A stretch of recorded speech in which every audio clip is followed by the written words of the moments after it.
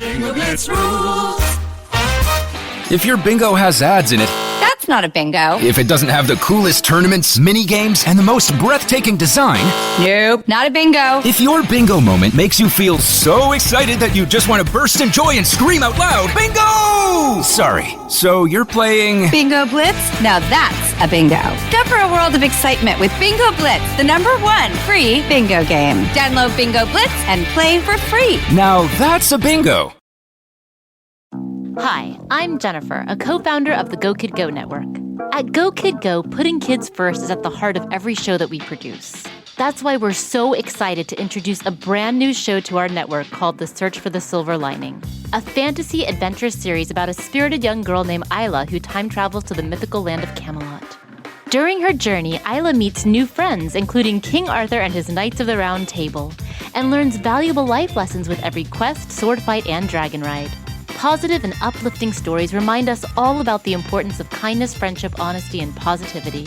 Join me and an all-star cast of actors including Liam Neeson, Emily Blunt, Kristen Bell, Chris Hemsworth, among many others, in welcoming the Search for the Silver Lining podcast to the Go Kid Go network by listening today. Look for the Search for the Silver Lining on Spotify, Apple, or wherever you get your podcasts.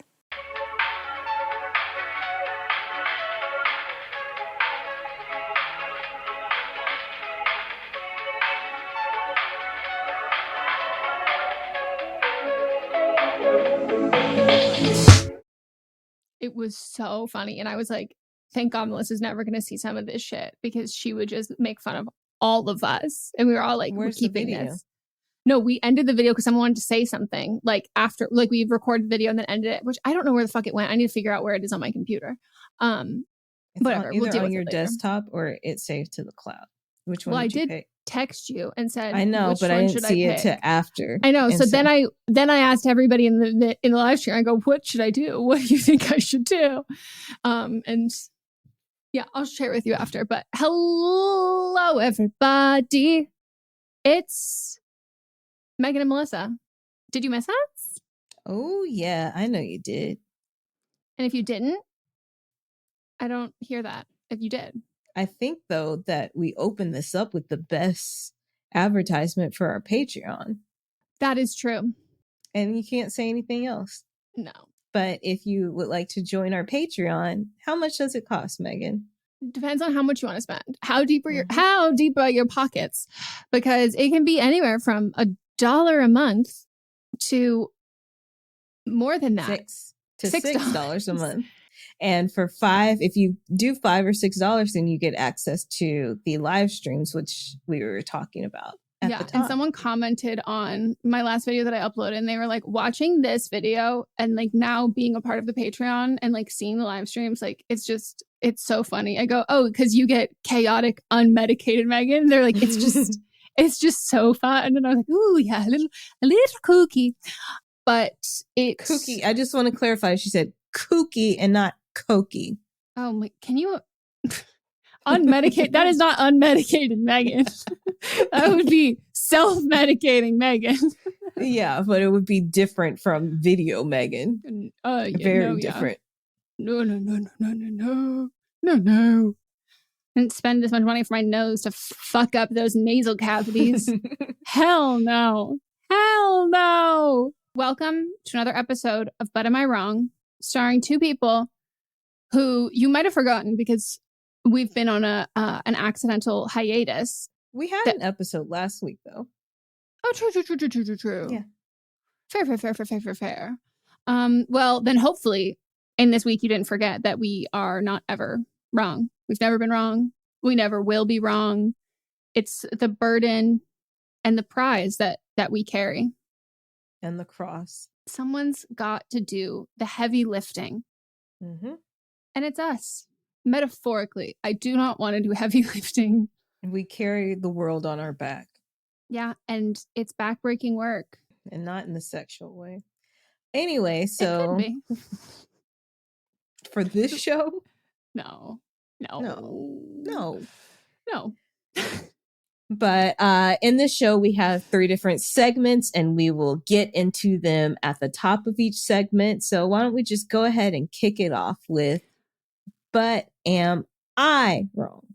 I do think we should let them know one of the best parts of the show, though, is that everybody gets to vote in every single segment.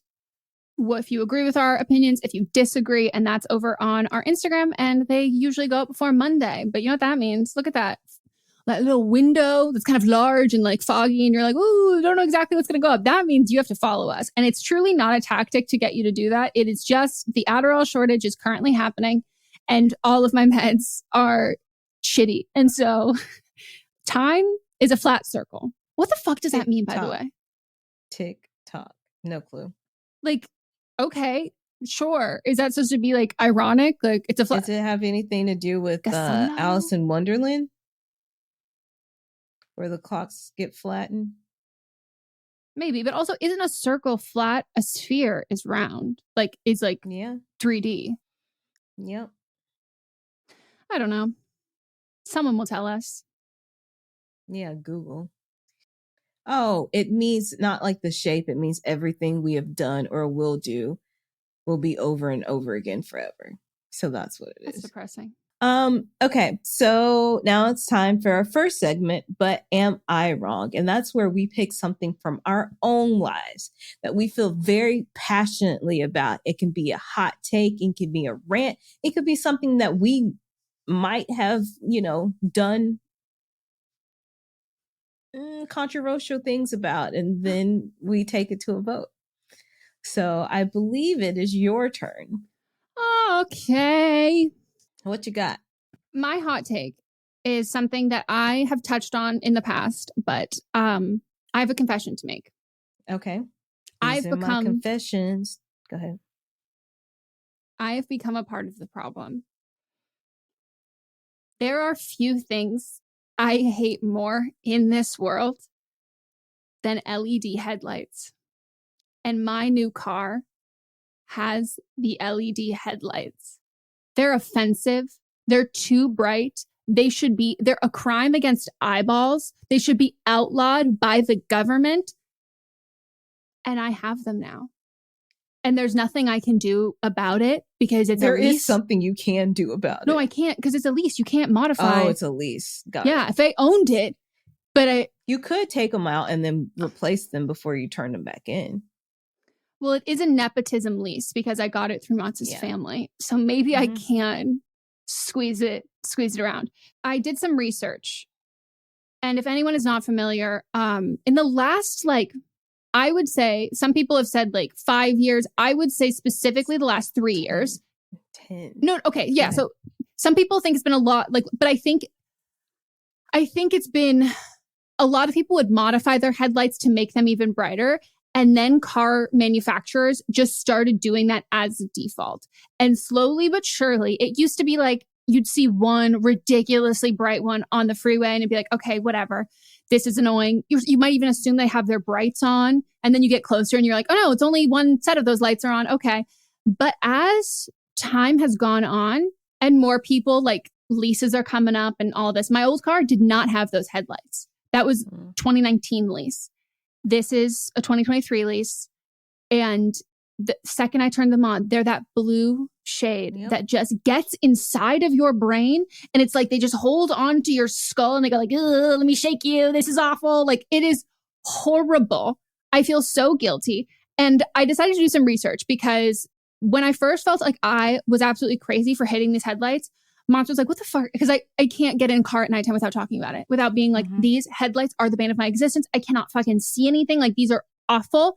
And he was like, okay, sure. And then when we drove to Colorado, he was like, okay, I actually see what you mean. And I was pointing out and I was like, this one does have them. This one.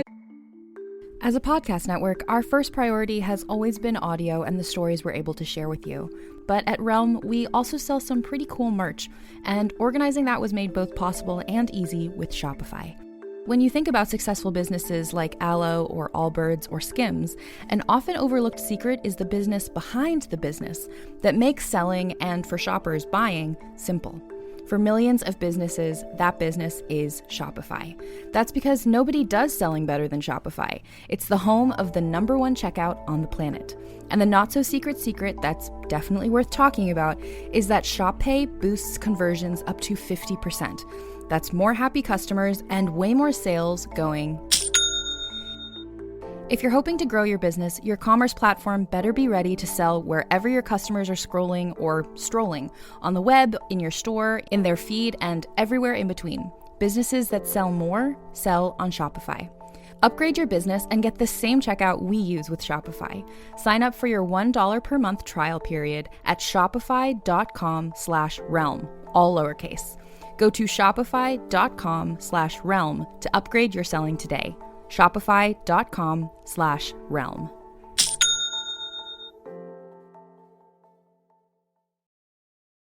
It doesn't. Colorado. And Christmas. Oh, you mean other cars? I thought you meant like Oh, in yeah, your no, car. not our car. So I was showing him like when you're seeing all these other headlights and you can tell the difference of people who have it and people who don't. And I was feeling very alone in my hatred of these headlights. I was like, why is Joe Biden not doing anything about these headlights? Like, I feel like nobody cares. And then I found a subreddit of people who also share the exact same feelings as me. And it's just videos of people being like, this stupid car and their headlights. And then I went back on it and I found lots of posts of people who are like, I have also become a part of the problem in my new car. And it's like solidarity. Like, we don't know what to do. So I finally Googled to be like, what the fuck is going on with this shit? Now that I know that it's not just me, and now that I have become a part of the problem, I can't just like take that and not do anything about it. So I found an article from Hemmings.com. I have no idea what it is. It was established in 1954.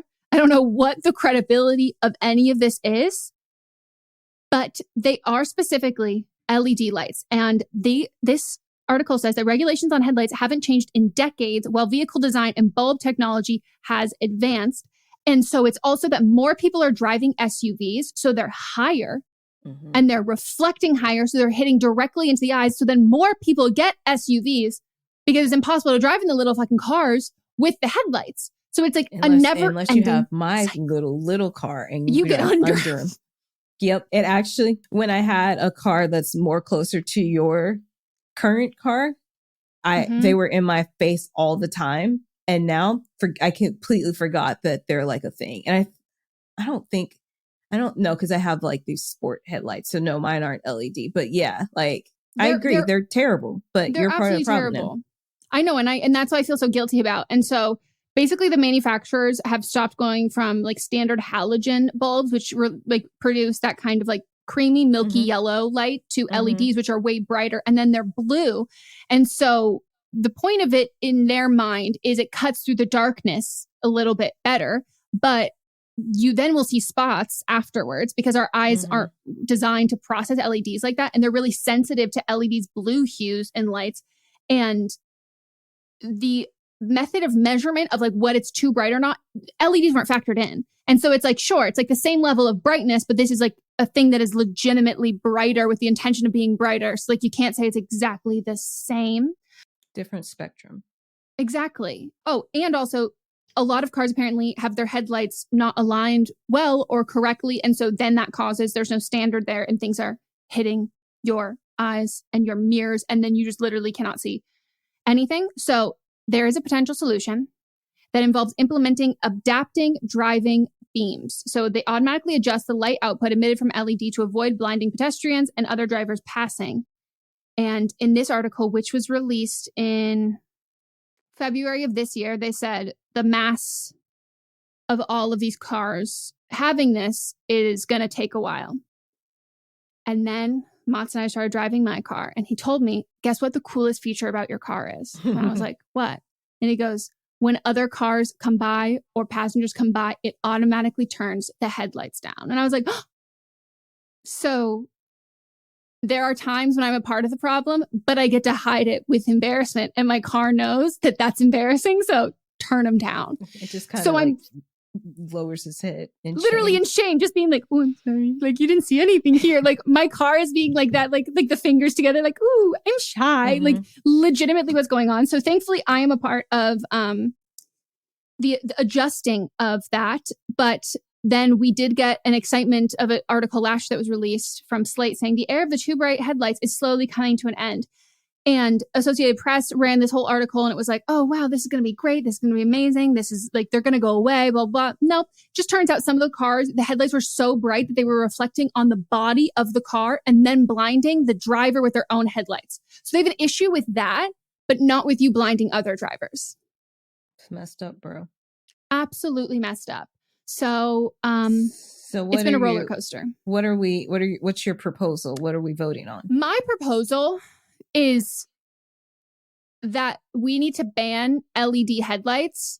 And I'm not going to go as far to say that we need to ban LEDs altogether, but I am going to say LEDs have a time and a place, and it is not 24/7, and it is not for every single person.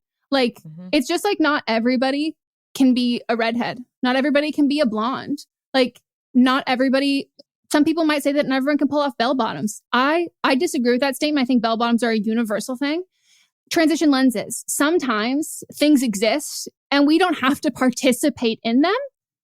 And when we don't have a choice and we have to opt in, I just need us to all get off the LED's dick. I fucking hate the LED lights behind beds. I hate it. Like, I don't want to feel like I'm in a rave or I am being searched with a black light for semen. Like, what happened to soft ambient lighting?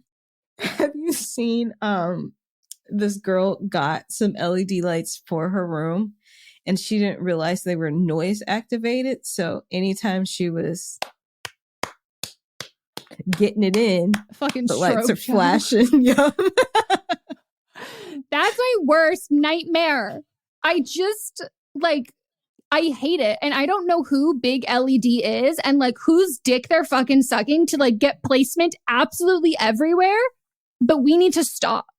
Like, how can we make LEDs chuggy? How can we make LEDs not cool that people are like, oh my God, I would never do that. Like, I need whoever has been twinkle lights. Yeah, like, but twinkle how lights can we had invest a place. in that?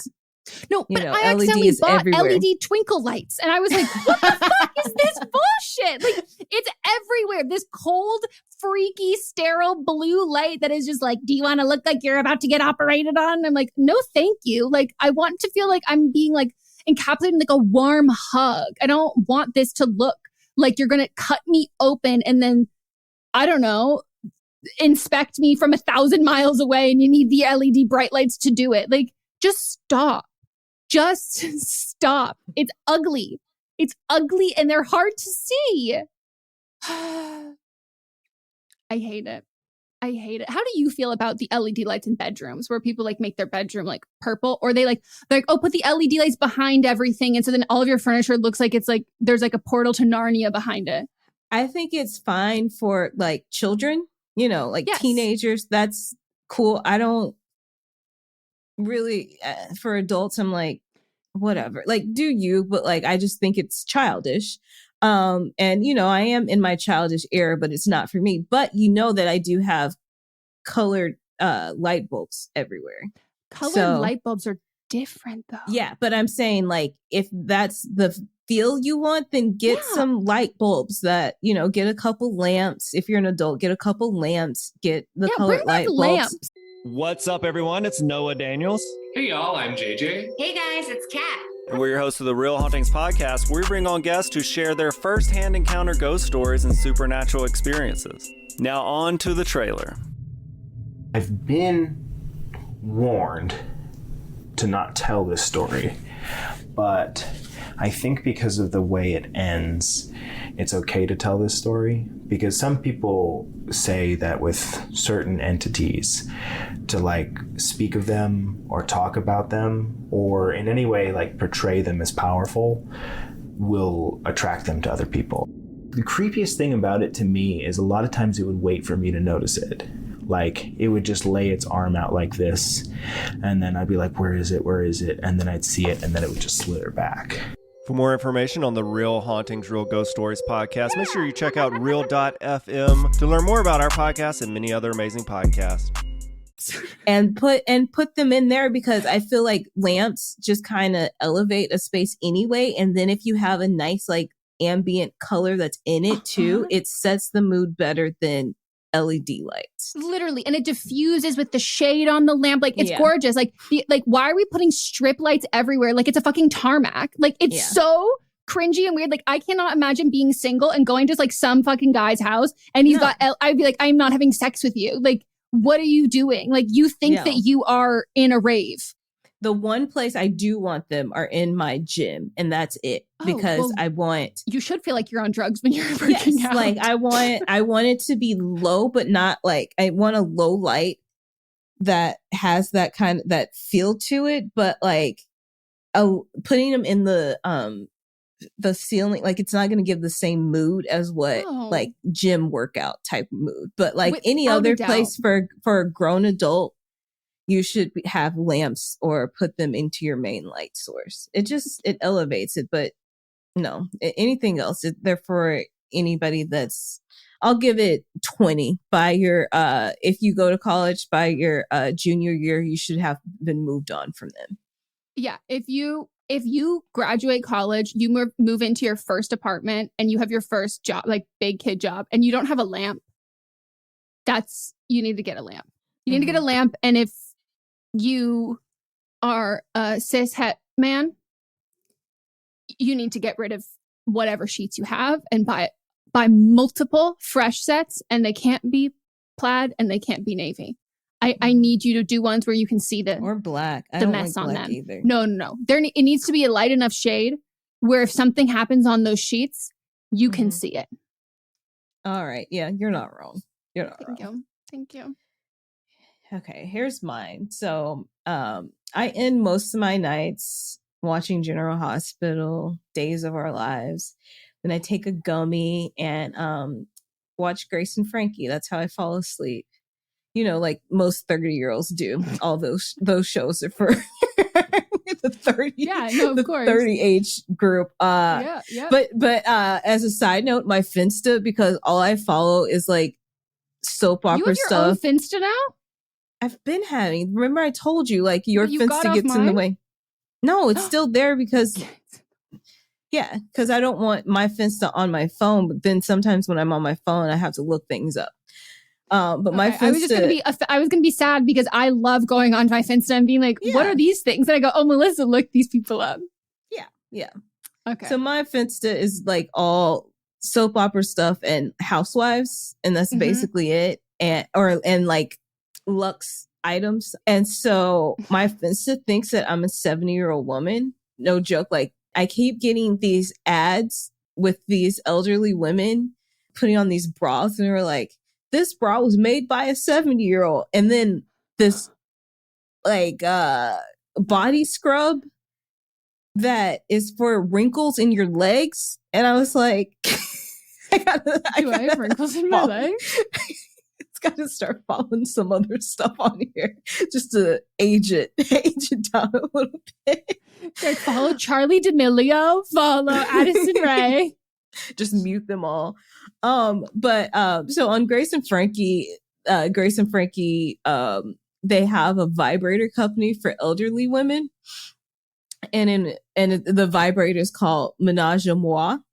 One night, Frankie was stoned on some gummies, and she tweeted on National Vibrator Day that an offer for like free vibrators and donuts to people who retweeted it.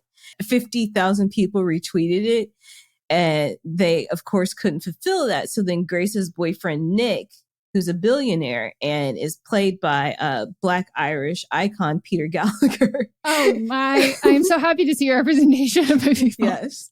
He says to blame a fake employee and say that the employee has been fired, and then say that it's not valid anymore. So my hot take is when companies have bad press and say that they have fired an employer, they really just screwed up and pinned it on some fake person that doesn't exist.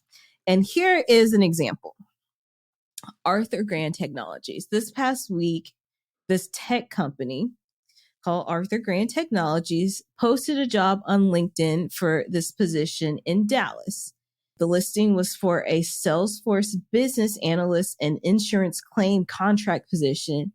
And the client that was listed was HTC Global and Berkshire Hathaway. So the description of the job, like it was just a regular job description. And then you get to the bottom and it says, only born U.S. citizens, and then in brackets, white, who are local within 60 miles of Dallas, Texas. And then in another bracket, don't share it with the candidates. And so somebody screenshotted this and posted it on Reddit. And then from Reddit, it just got spread all across the internet. And at first, Arthur Grant said that a new junior recruiter at our firm was responsible for the offending job post.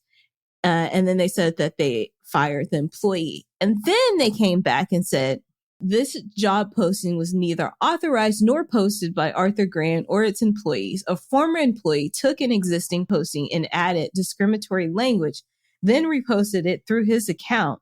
The moment this was brought to our attention, we worked with the job portal to remove this offensive job posting. Necessary legal action has been initiated against the job poster.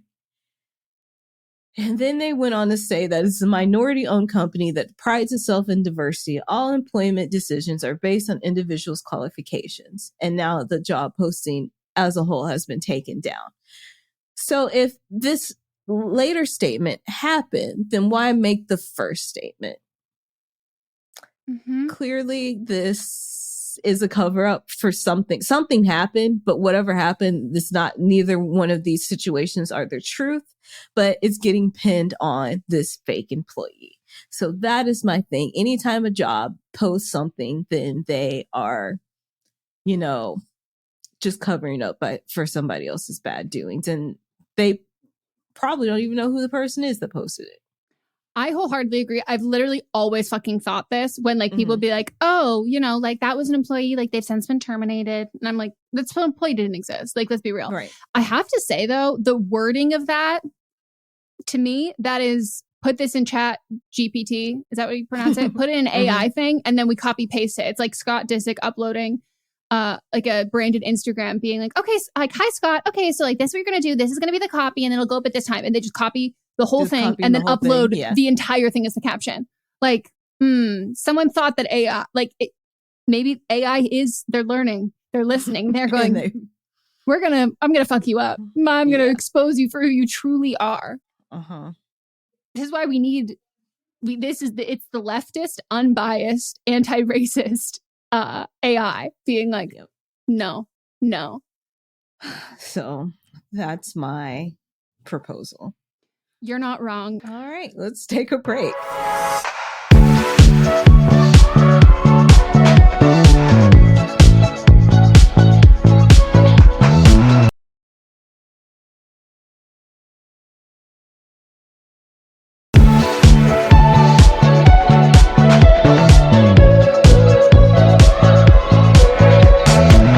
And we're back from our break. Hit it. And we're going to get into our next segment, which is, But Are You Wrong? Where you listeners will send in your emails to butamiwrongpod@gmail.com. You let us know what is happening in your life, a situation, a predicament, something that is weighing heavily on your mind, body, and soul. Well, you don't have to send things that are weighing heavily on your body. Everyone's like, my boobs. And you can let us know the situation and we will tell you if you are the hero or the villain. So we do ask that you keep it under 300 words and you give everybody fake names, including yourself if you need to. But if it's easy to follow along, we don't totally need them. But if there are a lot of people, it's helpful.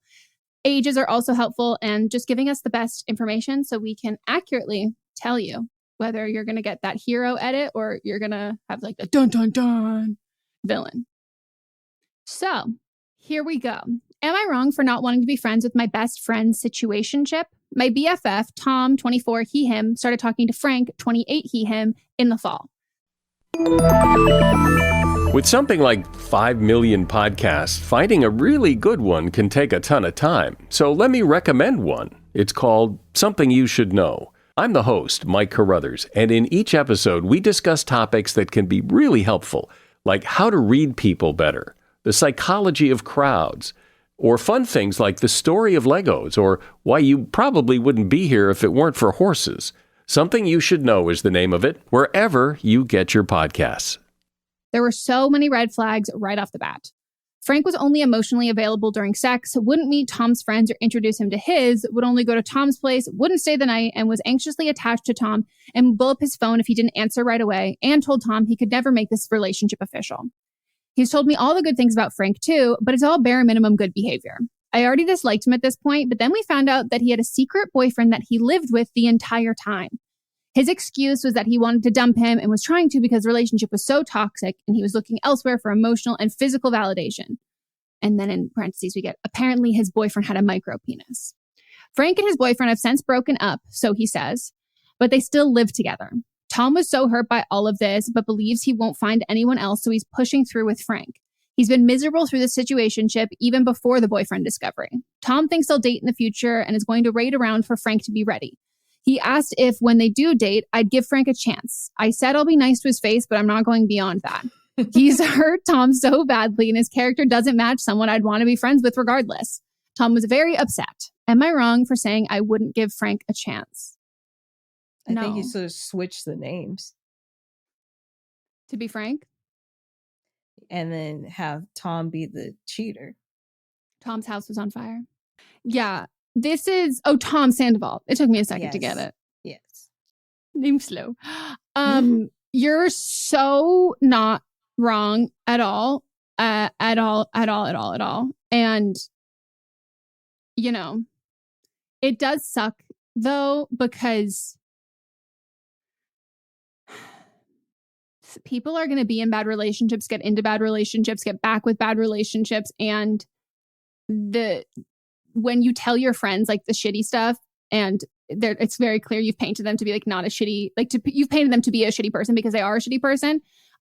Your friends don't want you to be with a shitty person, but especially if, you know, I think that in the words of someone who sent me a DM and I was like, this is the funniest thing I've ever heard. I asked if I was being delusional and she was like, I mean, a little Delulu. And I was like, oh my God, Delulu. Like I'm just like, what a cute kid's name, Delulu.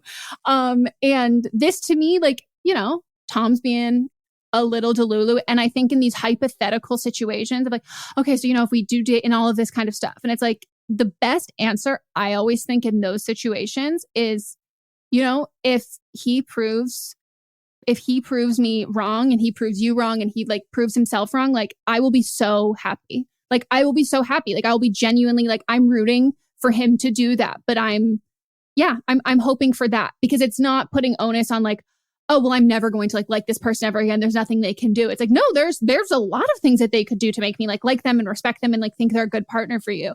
And I hope they do that. And it also makes the person in the relationship a little bit less like defensive. And it's like, oh, the world is against us. And like, that's kind of is one of the factors that keeps people in toxic relationships is feeling like it's only us. We're only together. But I think this is time for maybe you book a trip. You take a look and you introduce to some new people. Cause if this is the best that it's going to get, we've got some work to do on our self-respect. If this is the best I will ever do.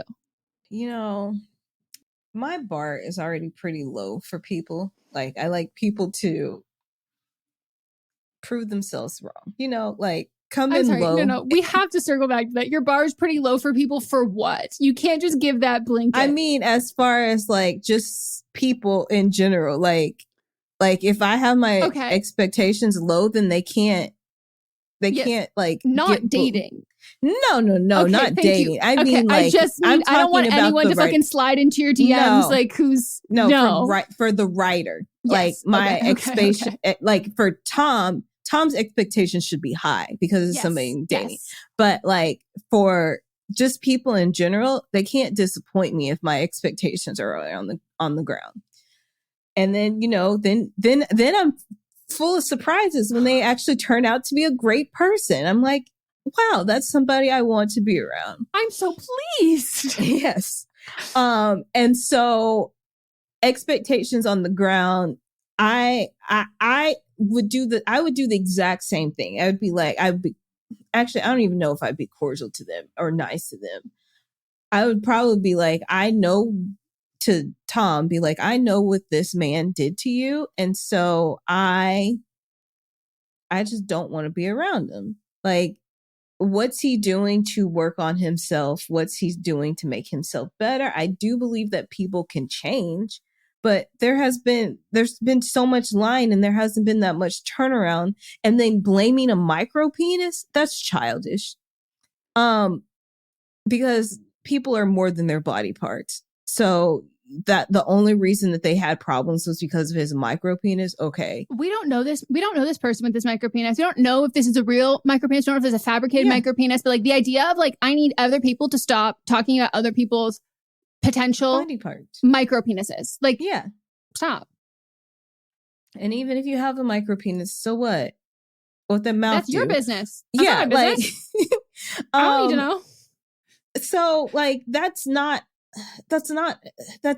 of the reasons that Tom gave, that Frank gave as like reasons why he lied, they're just not anything that I would be like, I would trust. Like there hasn't been enough time away from this person. And so, no,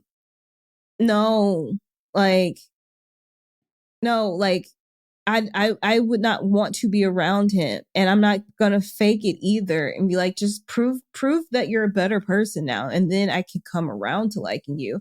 But like, Tom, I don't care. Like, I don't think the writer's wrong. No. And I think like in these situations, like you basically have to like gas up your friend so much of being like, why, like, that makes me really sad to hear that like you think that this is the best you can do. Like, what, I would never be friends with someone if this was the best person that they could date. Like, if I was friends, I would never, like, why are you like, I'm insulted that you think that I would be friends with someone who deserves this as a partner in a relationship. Like, what the fuck? No. So the age gap is 4 years, which is not astronomical. So it's the fall. But I will say that, like, you know, I think that between 24 and 28, you can be at relatively different spots in your life. And also depending on when Tom came out, like, I don't know if I have any specifically, like, and I know this happens in women, like relationships with women as well, but specifically like in gay men having relationships with other gay men, that there's always one of a much younger guy. And most of my friends, their first experience was someone who's a lot older. And so you have less to compare that stuff to. So I think that, like, you know, some people, like, if you don't have that much, you don't have that, like, you don't have enough people registering in the census to feel like you can make an educated decision or say, like, with confidence that, like, oh, there's all these other things out there. But as a friend, like, you can just be like, point blank, like, take the sex out of it, take the romance out of it. Like, there are so many other fucking people in the world I could be friends with. And, like, I'm friends with you. And this dude is not that for you. Like, there's no way. 24 is young to be settling. Any age is young. Any age is young to be settling. But especially at 24, when you think that's the best you can do, his frontal cortex isn't even developed. Like, you're not even the best you yet. No, like, there's still so much time left to grow and even figure out who you are. So this is not the best that Tom can do. So no. If you're going to settle, you need to settle for so many zeros on the end of the bank account and on the end of that age. Yeah. Someone who is a bazillionaire and just moments away from their last breath. Like, that's the only time we're settling. And is that even really settling? No. What it is you're settling some debts that you might have with the money that you will inherit. Exactly. That's the only goddamn time. If you're not financially better, no. Absolutely Trash. Writer number 2. Dear Meghan and Melissa, as people who are never wrong, I wanted to get your opinions on something that recently happened between my boyfriend, 23, he, him, and I, 22, she, her. We live outside of a major city on the East Coast, DC. I mentioned the area because it's expensive to live here and people have bills to pay. Anyway, he recently took an Uber home from my house, which is an over 15-minute drive. When he got home, he told me how happy he was with the surprisingly inexpensive price of the ride. I asked him how much it was, and he told me. I then followed up by asking if that was the total before or after tip. He proceeded to laugh at me and say, "You tip your Uber drivers?" I said, "Do you not?" Apparently, he doesn't tip his Uber, Uber Eats, other delivery service drivers, or pickup orders. He does tip his servers, but not as much as I do, despite having been a server himself. That's actually how we met 5 years ago. I always tip my Uber and delivery drivers, so I was surprised by this answer. Is this not something most people do? Is he wrong for not tipping them? Very curious to hear your thoughts on this. He's wrong. And I've actually given, I don't even know what podcast it was on, and I don't know what the subject was. It might have been this. I think it was this. It was my rant about people not tipping and how I judge people for that. Yeah, like you should be tipping any person that works in, this is, if you live in the United States, this is customary. It's not, people in other countries, if it's not part of your custom, get it. It can be offensive in other customs. I'm talking about people that live in the United States of America. You should be tipping any service person. Bare minimum, if it sucked, 15%. If it was good, 20%. If it was excellent, 25%. I don't care what it's for. Like, no, this, I judge people heavily on the fact if they tip people, and it speaks volumes on you as a person. Yeah. I also think that, like, specifically with an Uber driver, to me, this just like shows the huge, like, such a huge difference in like experience, you know, as like a woman, and like safety thing. Like, if I have a good Uber trip, I'm tipping that Uber driver, like leaving like 5, like anything. Like if I can like write something like that. And then the next time that I am getting picked up from around the same area and I have that same like Uber driver again, I'm like, this is great. This is amazing. Like I felt safe in this car. This was great. Like there's so many of those other like risks there. And so when I tip for good service, and I also tip for like, oh, I felt safe and this was not creepy and this was good. And then this person knows I tip well, and then they're going to come back and pick up my rides because they're in the similar area, whatever it is, especially in LA. Like it's pretty common. And so it's like, oh, like you just don't. Like the only time I've ever not tipped was like the first time I ever went to like similar, like I don't think it was Blue Bottle, but like a Blue Bottle like establishment where they have like, they're like giving, I like got a water or something, and it's a Fiji water, and they hand it to me, and the other thing is like a tip, and I like kind of glitched for a second. I was like, oh, didn't realize it. And I was like, gonna do this. And the person was like, like, you don't, this is just automatic thing that's implemented here. Like and I was like, oh, but I don't know like how much you're getting paid. Yeah. And they're like, no. Yeah, like they didn't make a coffee or anything. They didn't do they were anything. Like, we're not working on like, we don't need to, like, we didn't do anything for you, but like also specifically there, she was like, we're making money. Like this is not like a restaurant where like we surviving on tips. Like if you want to include something, but like my boss just can't figure out how to like get it off this. Like no one leaves anything. And I was like, oh, I mean, okay. But like, even then I think if I paid with a card, I would have given, I mean, if I pay with cash, I would like, let me leave these things here. Like, it just baffles me because a lot of people think like, oh, well, you know, if I can't afford to tip, so you just mean I just like don't get to like go eat at nice restaurants. It's like, yeah, that's like legitimately what that is. And also there's a difference between the people who are, do you think that the people who are working here for tips, do you think all of them can afford to eat at this restaurant if they didn't have this job? Like, no, like a lot of the time people who are in these, you're a paying customer to be there. And these people have this job because they need the money and you can afford that. You're not working. This is like, you opted into this as a pleasant and maybe frivolous or like luxe kind of experience. They're at their fucking work day. Like, I'm not going to have Four Seasons brunch every Sunday because I can't afford that. Like, but you know what I can't afford? Making food myself. Exactly. Like, it's like they're being like, well, I'm doing everyone. It's like, I'm here. Like, what if the restaurant was empty? I'm like, the restaurant's not empty. Especially when it comes to like like all that shit. Like sometimes Instacart drivers will just be like, I couldn't find anything. And I'm like, There's nothing at the grocery store? There's absolutely, and I'm still tipping them. And then I'm writing an email to Instacart saying, well, this was wrong, this was wrong, this was wrong, and this was wrong. But I'm still tipping you. Also because usually the shopper and the driver are different.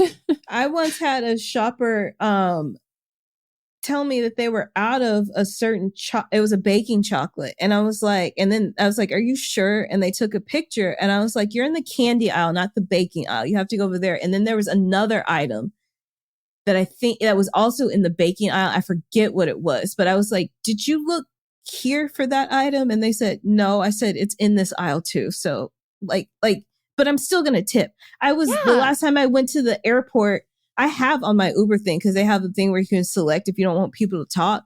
And I have it selected, like, don't talk to me. But the woman, it was early in the morning. I was going to the airport. She was nice or whatever. I think she was like trying to wake up.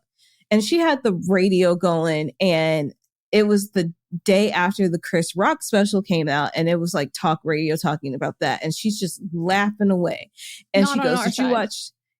Yeah. I said, she was like, did you watch it last night? And I said, no. And she's like, do you like comedy? And I said, yeah, but I don't like Chris Rock. And she goes, oh. And I said, and she just kept going about on how funny he was. And I was like, it's not my vibe. I don't agree with him. And, you know, she was annoying as hell, but I still tipped the bitch because, like, she's doing me a solid. It's going to be cheaper than if I drove my car there and parked. Way cheaper. So, like, this is her job. Like, tips are part of the job. It's a convenience. Not her civic duty. You're paying for the convenience. Yep. I wholeheartedly agree. And, like, this would be, like, I would never be drier than a moment if I saw someone who, like, didn't. I would be like, I have the biggest ick. Like, you have to tip better. Next up. So I just got my nails done. Yes, I will send you photos. And while in the process of getting them done with my nail tech, let's call her Selena, a fucking Karen called and demanded to get them done ASAP because she broke it doing God knows what. So Selena kept trying to tell her that the nail salon was super busy, and it was. And Karen kept saying, why? And the phone was on speaker, so I heard everything and how rude this fucking cunt was. And Selena kept trying to reason with her, but couldn't get a word in. I would like to add that Selena is a mother with a 5-week-old baby. Then I had enough. I grabbed the phone and said, lady, shut up. This girl's trying to help you, but you keep talking over her with your big mouth. Karen then said, who is this? You have no right to talk to me like that. I'm the fucking customer. I replied back, bitch, I'm a motherfucking customer too. You ain't special. There ain't no need to be a bitch at 9 a.m. Now lower your goddamn tone and say what you need. She eventually did, to my surprise, and I was able to get Karen's name and number so my nail tech can call her back if an early opening pops up. Now Selena did thank me and I gave her a good tip, but now I'm realizing, what if I got her in trouble? Like, what if Karen goes on Yelp, or even worse, she starts cussing out Selena again when she meets her, or if her manager talks to her? Am I wrong? So am I wrong for defending my nail tech? I personally don't think you're wrong if you know that you're socially aware and picking up cues, or you have a relationship with your nail tech enough that this is something that they would be okay with. I haven't got my nails done forever, but Josie, shout out to I love Josie so much. She also does Cammy's nails too. I think not all the time, but a good number of times. And there were times where, like, I would witness the most like asinine people in the nail salon, like being ridiculous. Even and Josie, the last time we went together, there was assholes in there. Oh yeah. And like, Josie's not confrontational, but if I was with, she's one of the, it's her and her mom who own it. So we went to college together, but not at the same time. But then we both talk about Riverside. Like, if it's going to put Josie in a bad position, no way in hell. But if it's so hard, I will step in. So it's just a matter of, like, how well you know somebody to, like, know how those things go about. And I mean, I will say, more often than not, nail salons, people deal with like just horrific people. And the nail tech specifically gets, like, so much verbal abuse from customers that their bosses know that. Like, their bosses are not throwing them under the bus. The customer is not always right at the nail salon. And I know that from the time that I tried to paint my nails light yellow, and Josie was like, no. And I was like, really? And she goes, I won't open this bottle and paint your nails. Like, this is going to look so ugly. And I was like, okay. And the customer is not always right. So your nails are naturally kind of yellow anyway. So I think that's why she said I couldn't do it. She's like, that's going to look awful. And she goes, I mean, I can paint a nail for you. And then Soha walked over. She goes, absolutely not. And then she's like, why do we own this? I'm throwing this away. And I was like, okay, for sure. Yeah. I this is what I would do. I don't think you're wrong for what you said. It might have been wrong for the way that you went about it because it could be unprofessional to her. And like you said, there could be a negative Yelp review. But make sure that you leave a review and also recommend it to other people. So like you have to like do your due diligence on both sides of it. Like you're defending the person that does your nails, but you also like send her some more business in case she loses some. Yeah, preemptively undo anything that bitch that the Karen might do in that kind of sense. Yeah, I wholeheartedly agree with that. And then I think also like if you feel bad or it so becomes you, like you can always stop by the nail salon and just be like, hey, I've been thinking about this. Like I really just like, please be totally candid with me if I was like out of line there. Like I'm, got fired up there and I feel that way. And like I don't disagree with my sentiments. Like I still feel that way, but I'm realizing now that like I don't know if that's how you would have preferred that I handled that. And like I would love to know in the future if that happens again, like how I can best back you up. And like she might just be like, no, that was perfect. Like please do that again. Because you can say like customers can say things that employees can't say. And I don't think there's anything wrong with that, because capitalism means that a lot of people can't say shit to the people who are literally verbally abusing them because they're paying customers. And it's like, well, so am I, and I'm going to call you a cunt. Right. I'm a paying customer. All right. So, writer number 4. So I have tattoos, loved some, regretted some, like a matching tattoos with ex-best friend who was secretly a racist towards my people. Dumb cunt.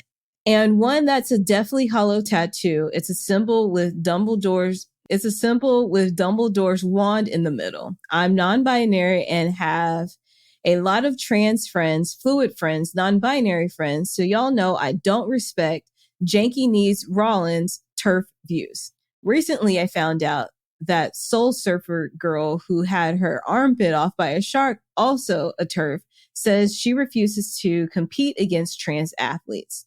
I honestly should have seen it coming, since in her book that I now regret reading as a middle schooler, she's hella religious. Back to JKKK. Rollins. I hate my tattoo and thought, why don't I cover it up with a shark tattoo holding a trans flag? When I told a friend who is gender non-conforming, they, them, my idea of getting the tattoo covered up, they said, kind of inhuman since she lost her arm, but that's your body. So now I'm having some doubt. Am I wrong for getting this tattoo? Or should I just say, fuck it and do it? I don't think you're wrong. First of all, it's your body and you can put on your body whatever you want. And second, just because you lose a limb doesn't make you not a bitch. Like you're fixing something on your body. So like if she had no limbs, like it's not thoughtless or anything to get a tattoo because somebody is a transphobe. Like to fix your tattoo, it's not wrong at all. Does it look like you're kind of cheering the shark on for doing the damage? Maybe, but again, this is your body. So your body, your choice. I did see something. My God. This has actually been a lot of discourse online that I've seen about people cheering on the shark. And they're like, the shark was like, because it's like, did we know that she was a transphobe before? The shark knew something we didn't. The shark, and it sounds like a movie about a shark that has premonitions. I say for the next, it's like Dexter meets Sharknado. Yeah. I can't. And, the shark just goes after bad people. I don't think you're wrong. It's kind of funny, actually. No, it's legitimately. Meghan was crying laughing for the people that can't see this. Like, that's the funniest thing I've like legitimately ever heard. Like you actually have to do, like you're required by law to get that. Like that's so fucking funny and it's hilarious. And bad things happen to bad people, and okay. Bad things happen to bad people. Bad things happen to good people. Yeah. And I'm going to respond differently to each of them. Like, right. I will. Like, it is my fucking right to be like, oh, this horrible thing happened to you. Well, you're horrible. So what do you think happened there? You know? And then when the good things happen to bad people, I'm like, that is unfair. Life is just not fair. And then when this happens, I go, life is fair for you. I think that you should get the tattoo and name the shark Valentina. Valentina. Ally. Yeah.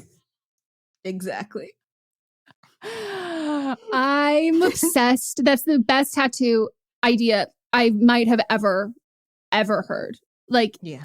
And it takes the cake because before it was Disney's, and it would be Diz, D-I-Z-D-I-S in the Disney font over the knee. This is taking the cake. All right, now we're going to take a break.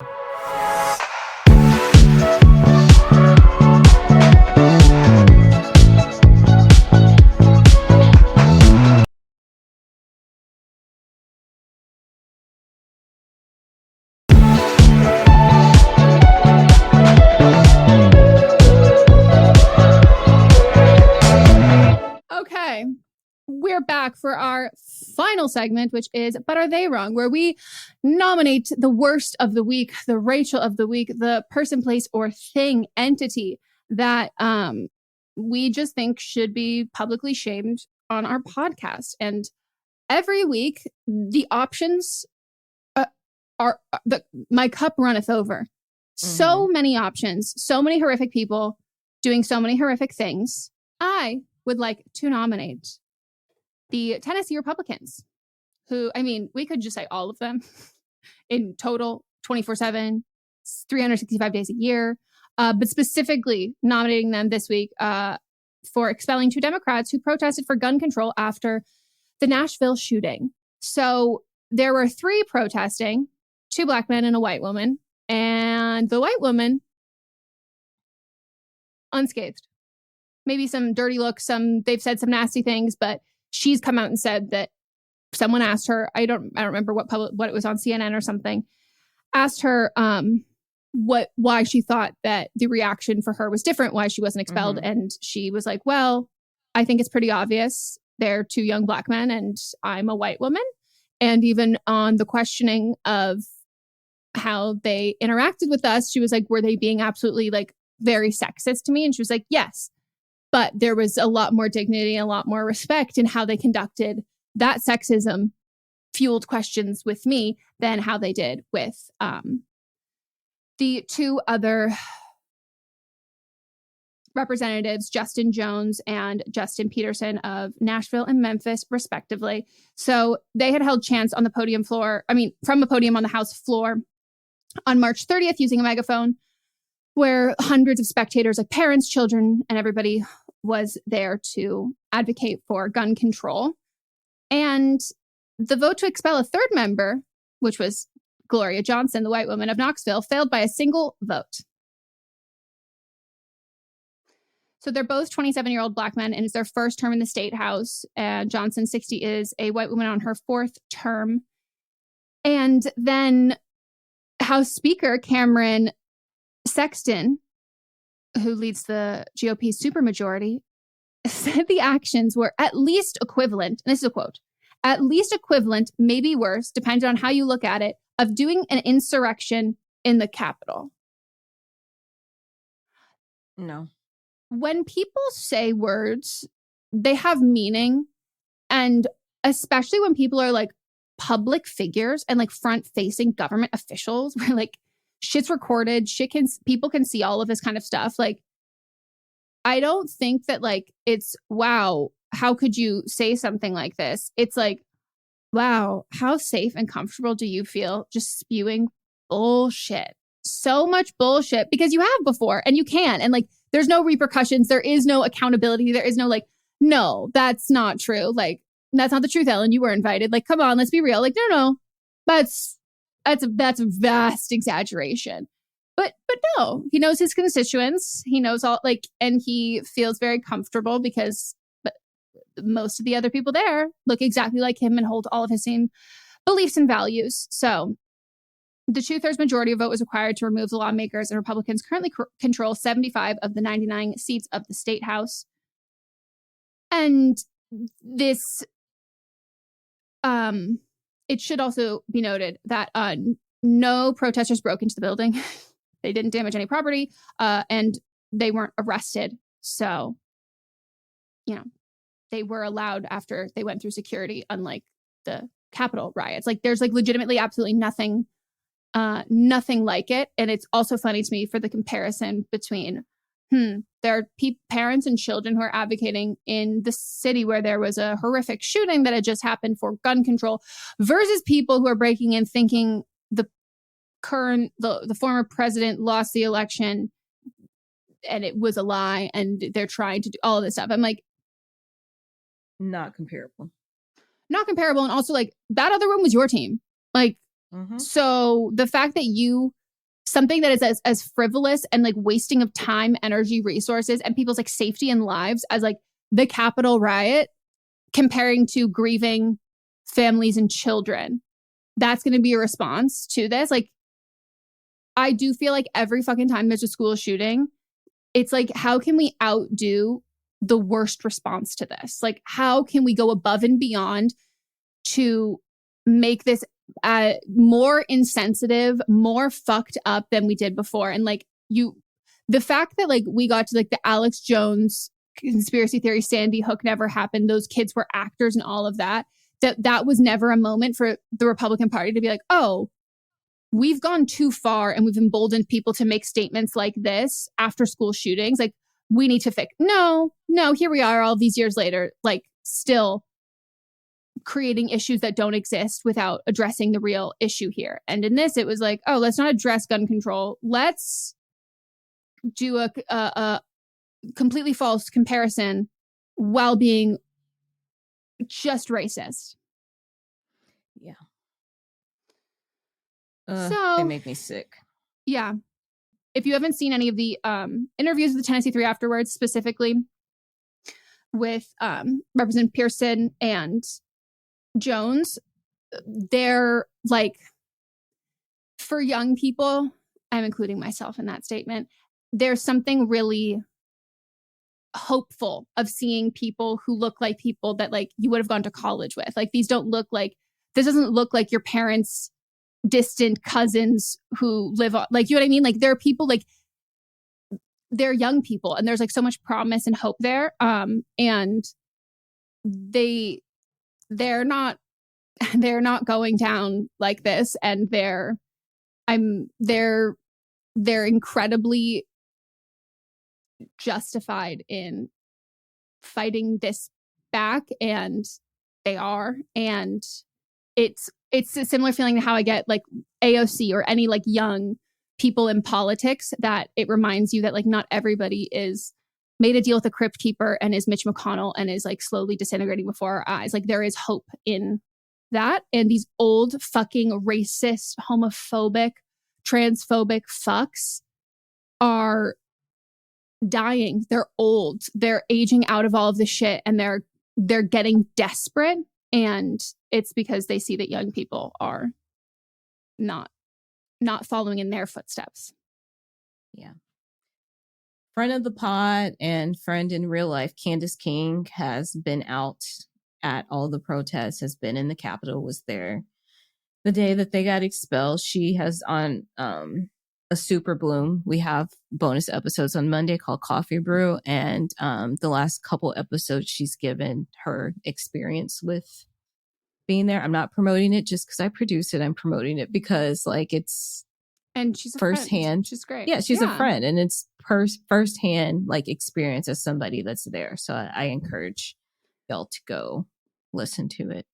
Yeah, my friend Jenica, her daughter's in high school in Franklin, right outside Nashville. She might even go to high school in Nashville. And she talks a lot about, and she's got, I mean, there's a lot of people in her circle who are very conservative, and she grew up without those beliefs. She was a teen mom, and she has talked a lot on her platform about like school shootings, and she is like, she's a little bit older than me, but she's around my age, and she has a kid in high school, so she has a different experience than a lot of people our age, of knowing that like, oh, what this is like and what this is happening. And talked about like having to, when she was like, you know, really poor and didn't have a lot of money, like having to spend money to get her bulletproof backpack and like all of these things, that it's like knowing that that was a financial strain to do to protect her kid that she can't even insure will protect her kid. And how I think at this point AJ is going into like online school, and that she was really resistant for it. And then it got to a point where she was like, you know what, like we have the luxury of you being able to do that. And it's hard to live in a place where you're like near where you grew up and have people not really care about the safety and then claim that they do because they're trying to ban drag shows. Yeah. So I think they did in Tennessee. No, yeah, right? yeah. Specifically in Tennessee they did, and then this happening in Tennessee. It's just it's like the irony is just like pounding them over the fucking head, and they're like, what? I don't see it. All right. Here's my nomination. It is for Kimesha Munford, who is the director of Rising Generations Early Learning Center in Prince George County, Maryland. So this is one of my other what random the fuck ones. are we about to embark on? I never know. Oh, this one's got audio with it too. So Kelly and Kai Gibbs are a lesbian couple that had a child at this daycare. And they received this weird ass phone call from Kimesha. So there's a voicemail left on Kelly's phone at about 3:00 in the morning. And Kai described it as disturbing, and Kelly agreed. So Kimesha said that she was a prophet from God and that Kelly and Kai needed to break up. Let me play the actual voicemail for you, because I don't think that you're actually ready for this. This is Miss Kimesha calling from Rising Generations. I'm so sorry to have to call you this late and to be calling you from my personal private cell phone, but I had to call to let you know that I'm a prophet, and God often speaks to me through dreams and visions. And the word of the Lord says that God wants you and your wife to split up. And I am so sorry to have to tell you this. I also speak in tongues. I pray in tongues that God has spoken this word to me, but I am sorry that I had to deliver it to you. So in case y'all didn't catch this, she said that she speaks in tongues, and that was what some of the things that you couldn't understand were. So Kelly and Kai said they listened to it, and much like the face that Meghan just made, they just stared at each other for like a half an hour, wondering what they should do. Keep in mind, this was at 3-something in the morning. And the thing is, this is not a religious daycare at all. And as I've said many times, religion is not an excuse for your bad or hateful behavior. Kelly says that she's interacted with Kimesha at least 3 times a week, and there was never anything weird that happened. And Kai was like, this came completely out of left field, because she's never even heard Kimesha say anything like, have a blessed day, which I say facetiously all the time. The website for the daycare says that it follows the state law and doesn't discriminate on the basis of race, religion, nation, national origin, or sex. And the owners initially didn't give a comment or statement. They refused to give one, but then the daycare itself released a statement, and it said, at Rising Generations Early Learning Center, we provide quality childcare in a safe, friendly, loving, and inclusive environment for hundreds of families in the community, regardless of race, class, and sexual orientation. With the safety and welfare of children of care at the heart of what we do. Any negative statements made about the LGBTQIA+ community do not reflect the thoughts or beliefs of our learning center. After launching an internal investigation into the allegations, we reprimanded the alleged employee. As such, we have and continue to extend our apologies to any of our affected rising generations early learning center families. The center later sent a letter to the parents calling Munford's statement offensive and inappropriate. Munford, and then the letter said, has been reprimanded and acknowledged their error in judgment. But she still has a job. And then I went and looked at the website to read Miss Kimesha's bio. And it says, Kimesha earned a Bachelor of Science. Yeah. Prophet Kimesha earned a Bachelor of Science degree in Family Studies from the University of Maryland, College Park. Mr. and Mrs. Munford's daughter has been a part of the family business since its inception in 1997. She's also the proud mother of 3. She brings her heart and expertise to provide quality childcare in a safe, nurturing environment and uplifting her community one child at a time. So the prophet is a Nepo baby. Her parents like the own original the daycare. Jesus too. Yes. Her parents. Maybe that was her confirmation. Her parents own the center. They're both the executive director and administrators for this center. So nothing's going to happen to her because this is her birthright. Melissa, so when they initially reached out and didn't have a comment, they're talking to they the knock dad. on her door. Hey, honey, you home? Hey, honey, it's Dad. I just want to ask you just a question. Yeah. Okay. I have to let you know that this is my straight is showing.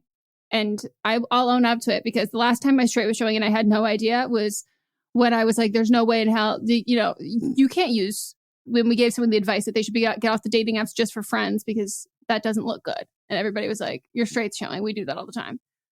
I thought that this woman was confessing her love and was like, you need to break up so we can be together. And then as you said, bigotry. And I'm like, oh, so like, are they breaking? Like what? And I was like, oh, no. It's like, oh, you were the hateful part. I thought this was sexual. Like, I was like, it was like, okay, so you have a crush or you're going through a manic episode. And now it's like, oh, you're okay. So there's definitely like the parents didn't claim any of the above. So okay. So you're just, okay. So you have confirmed that it was homophobia, which was not even the first one on my should have been on the first one on my radar. Wasn't. Yeah. So and it can be all of the above.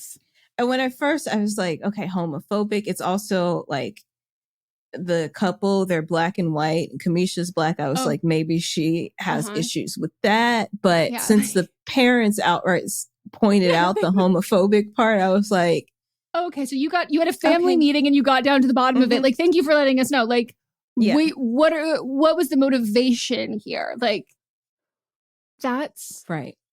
That and this maybe she does. Maybe it's internalized homophobia, and she does have a crush on one of them, and that just jolted her out of. Or she was up all night, 3:00 in the morning, and made a call. When she said speaking in tongues, I was like, "Are you trying to?" Right. You're trying to show your skills? Yeah. And I was like, okay, you're speaking in tongues. I get it. You pray. You say a lot of things about the tongues that you're doing. It's like, we know what that tongue do. Got it. Mm-hmm. No. Okay. This was homophobia. That was a roller coaster. I hope you all enjoyed this episode. Please vote if you have, you're listening at this point. You've listened to the whole episode. So vote on our Instagram for who you think was the hero or the villain in each of our segments, and stay tuned for Friday's episode, Fisting Friday. Yeah. And that is where we read the results of the previous week's episode. So we haven't done that in a while. So tomorrow you will get to hear some results. And yeah, I hope you have a wonderful weekend after that, and buckle on in for the rest of the content we're churning out. We'll circle back. Goodbye. But Am I Wrong is a production by me, Megan Rinks. And me, Melissa DeMonts, plus Diamond Imprint Productions. Post-production by Coco Lorenz. And production assistance by Melanie D. Watson. Hey, are you ready for some real talk and some fantastic laughs? Join me, Meghan Rinks. And me, Melisa DeMonts, for Don't Blame Me, But Am I Wrong? We're serving up 4 hilarious shows every week designed to entertain and engage and, possibly enrage you. In Don't Blame Me, we dive deep into listeners' questions, offering advice that's funny, relatable, and real. Whether you're dealing with relationship drama or you just need a friend's perspective, we've got you. Then switch gears with But Am I Wrong, which is for listeners who didn't take our advice and want to know if they are the villains in the situation. Plus, we share our hot takes on current events and present situations that we might even be wrong in our lives. Spoiler alert, we are actually quite literally never wrong. But wait, there's more. Check out See You Next Tuesday, where we reveal the juicy results from our listener polls from But Am I Wrong? And don't miss Fisting Friday, where we catch up, chat about pop culture, TV, and movies. It's the perfect way to kick off your weekend. So if you're looking for a podcast that feels like a chat with your besties, listen to Don't Blame Me, But Am I Wrong on Apple Podcasts, Spotify, or wherever you get your podcasts. New episodes every Monday, Tuesday, Thursday, and Friday.